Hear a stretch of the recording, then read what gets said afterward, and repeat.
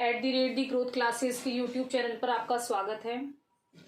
Last video में हमने बात की थी एल्डिहाइड और कीटोन किसे कहते हैं, दोनों में कॉमन क्या है, कार्बोनिल ग्रुप कॉमन है। फिर इनकी हमने देखी थी रूढ़ पद्धति यानी सामान्य पद्धति ट्राइवियल सिस्टम में किस तरीके से नाम याद रखे जाते हैं और किस आधार पर इनके नॉमिनिक्लेचर था, वो हम पढ़ चुके हैं। जो लोग पहली बार इस वीडियो को देख रहे हैं या जिन्होंने अभी तक चैनल को सब्सक्राइब नहीं किया है तो प्लीज़ आप उसे पहले सब्सक्राइब कीजिए और अगर आपको वीडियो पसंद आता है तो उसे लाइक और शेयर कीजिए, सब्सक्राइब जरूर कीजिए चैनल को, ठीक है। देखिए नामकरण नॉमिनिक्लेचर, और जिन्होंने शेयर नहीं करते हैं वो प्लीज़ इसे शेयर कीजिए ताकि जिन लोगों को पता नहीं है वो लोग इसका बेनिफिट ले सकें, ठीक है। देखिए स्टार्ट करते हैं। नॉमिनिक्लेचर में एक सिस्टम हम पढ़ चुके थे, रूढ़ पद्धति या सामान्य पद्धति, ट्राइवियल सिस्टम हम देख चुके थे। सेकेंड हम स्टार्ट करेंगे आज, कौन सी, डेरिवेटिव वाला भी है लेकिन उसे हम यहाँ जरूरत नहीं है हमें पढ़ने की, हमें सिर्फ दो पद्धतियां ध्यान रखनी है। सबसे ज्यादा तो आईयूपीएसी है और थोड़ा बहुत हम रूढ़ पद्धति है। आईयूपीएसी में दो चार नाम ही तो होते हैं, उन्हें हमें याद रखना है। आईयूपीएसी पद्धति यानी आईयूपीएसी सिस्टम में किस तरीके से नाम रखे जाते हैं। कल वाले हम एग्जाम्पल सॉरी कल वाले हम एग्जाम्पल लें, जैसे हमने लिया था यहाँ कार्बोनिल ग्रुप और इसके दोनों पर हमने क्या जोड़ दिया, H, तो यानी ये क्या बन गया, फॉर्मेल्डिहाइड। हमने जर्नल नेम में इसको क्या बोला था, फॉर्मेल्डिहाइड।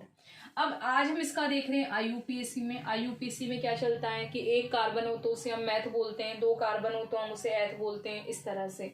तो आईयूपीएसी पद्धति में अगर हम आज किसकी बात करें, एल्डिहाइड की, तो जब भी एल्डिहाइड हो तो जो अनुलग्न है, अनुलग्न यानी पीछे लगने वाले, अनुलग्न या हम बोल सकते हैं इसको सफिक्स, ठीक है। सफिक्स यानी कि अनुलग्न पीछे लगने वाले, पीछे लगने वाले। तो एल्डिहाइड में जो अनुलग्न है वो क्या लगता है, एल लगता है। क्या लगता है, एल, यानी पीछे हमें क्या लगाना है, इसके अंदर एल लगाना है। तो हमारे पास में क्या था, एक कार्बन वाले को क्या बोला जाता है, मैथ बोलते हैं। एक कार्बन वाले को क्या बोलते हैं हम, मैथेन कहते हैं। और मैथेन में अगर एल जोड़ देते हैं तो इसका नाम क्या हो जाता है, मैथेनेल, ठीक है। एक कार्बन वाले को क्या बोलते हैं, मैथेन, तो इसमें मैथेन में अगर एल जोड़ोगे तो मैथेन प्लस एल क्या नाम हो जाएगा इसका, मैथेनेल, ठीक है। क्या नाम हो गया इसका, मैथेनेल। तो यानी जर्नल नेम में हमने इसको क्या कहा था, फॉर्मेल्डिहाइड, लेकिन आईयूपीएसी में अगर एल्डिहाइड है तो पीछे क्या जोड़ना है, एल, किसमें जोड़ना है, एल्केन में, तो नाम क्या हो गया, मैथेनेल। उसी तरह से हमने सेकंड एग्जांपल की बात की थी कि एक पर अगर हम क्या जोड़ दें, मिथाइल ग्रुप जोड़ दें और एक पर क्या, H रहने दें, तो अब इसमें कितने कार्बन हो गए हमारे पास, दो। एक कार्बन है यहाँ पर, एक कार्बन है यहाँ पर, कितने कार्बन हो गए, दो। दो कार्बन वाले को क्या बोलते हैं, एथेन, तो एथेन में एल जोड़ेंगे तो इसका नाम क्या हो जाएगा, एथेनेल, ठीक है। तो एक हमारा बन गया मैथेनेल, एक हमारा क्या बन गया, एथेनेल, ठीक है। उसके बाद हम बात करें, कीटोन ले लेते हैं अब, काफी इतना, ठीक है, यानी कुल मिलाकर जितना भी हो उसमें क्या, एक और एग्जांपल देख लेते हैं। जैसे मान लो हमारे पास है CH3, CH2, CHO। हमने कहा था कि एल्डिहाइड हमेशा कहाँ पर होते हैं, सिरे पर होते हैं, तो हमने इसको सिरे पर लगा दिया। टोटल कितने कार्बन, 1 2 3 है, इसका मतलब प्रोपेन है, और प्रोपेन में एल जोड़ोगे तो इसका नाम क्या हो जाएगा, प्रोपेनेल, ठीक है। तो बहुत कॉमन सी चीज है, सभी को आनी चाहिए कि अगर हमारे पास एल्डिहाइड है तो उसमें हमें अनुलग्न यानी आईयूपीएसी में जो सफिक्स है यानी पीछे जो लगता है वो क्या लगता है, एल, तो एल से हमारा नाम क्या हो जाएगा, मैथेन प्लस एल, मैथेनिल। एक कार्बन था, इसमें दो कार्बन था इसलिए एथेनिल, इसमें तीन कार्बन थे इसलिए इसका नाम क्या हो गया, प्रोपेनेल। उसी तरह से अब हम कीटोन की बात करें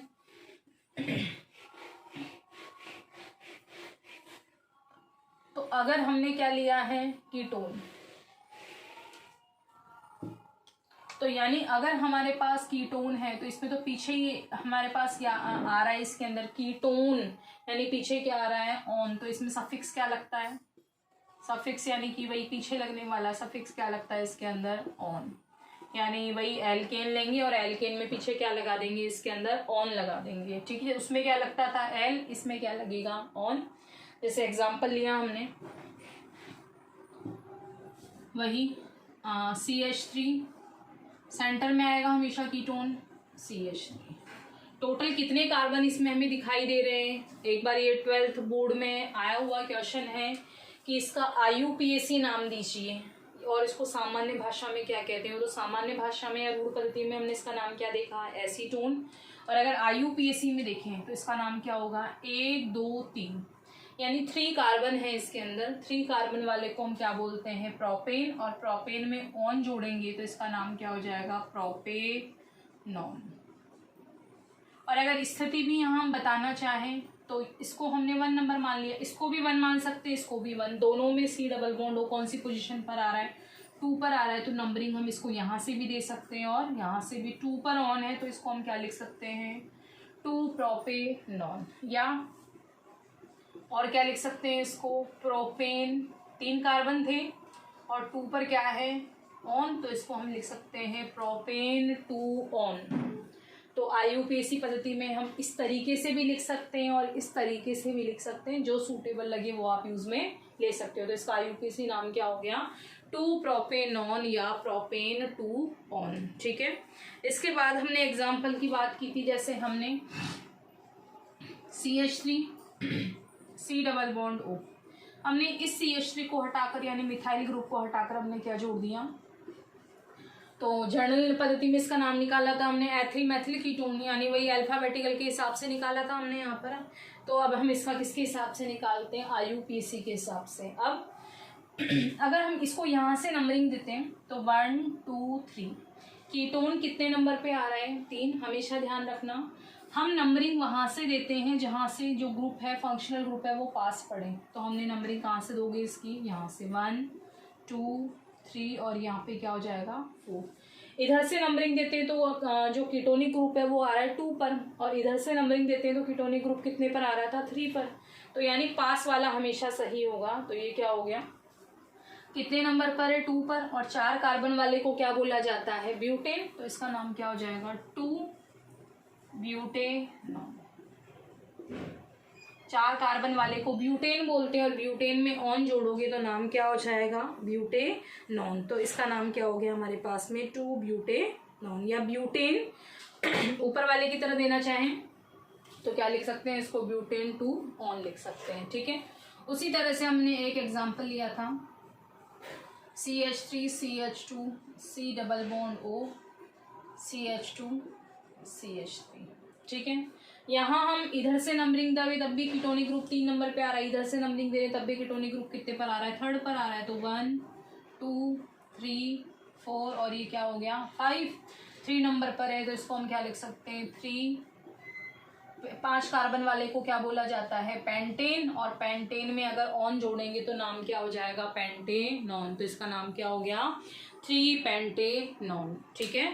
ये अपना कंप्लीट हो गया है नॉमिनोक्लेचर। पहले हमने बात की किसकी? एल्डिहाइड की। एल्डिहाइड में सफिक्स जो है यानी जो अनुलग्न है वो क्या लगता है? एल। और अगर हमारे पास कीटोन है तो सफिक्स क्या लगता है? ऑन। इस तरह से हमने एग्जाम्पल देखे। आप और एग्जाम्पल भी यूज में लेकर इस तरीके से किसी का भी IUPAC नेम निकाल सकते हो। तो ये हमारे कंप्लीट हुआ nomenclature of aldehyde and ketones. Next video में हम बात करेंगे मेथड्स ऑफ प्रिपरेशन, यानी एल्डिहाइड और कीटोन को हम किस तरीके से बना सकते हैं। एक बार फिर अगर अभी तक किसी ने चैनल को सब्सक्राइब नहीं किया है तो प्लीज़ आप उसे सब्सक्राइब कीजिए। जिन लोगों ने अभी तक नहीं किया है या जो लोग पहली बार देख रहे हैं वो इसे सब्सक्राइब कीजिए। जिन्हें क्लासें नहीं मिल रही है वो यूट्यूब चैनल पर जाकर @ ग्रोथ क्लासेस के नाम से इसे सर्च कर सकते हैं। वीडियो अगर आपको पसंद आ रहा है तो उसे लाइक और शेयर कीजिए। Thank you so much.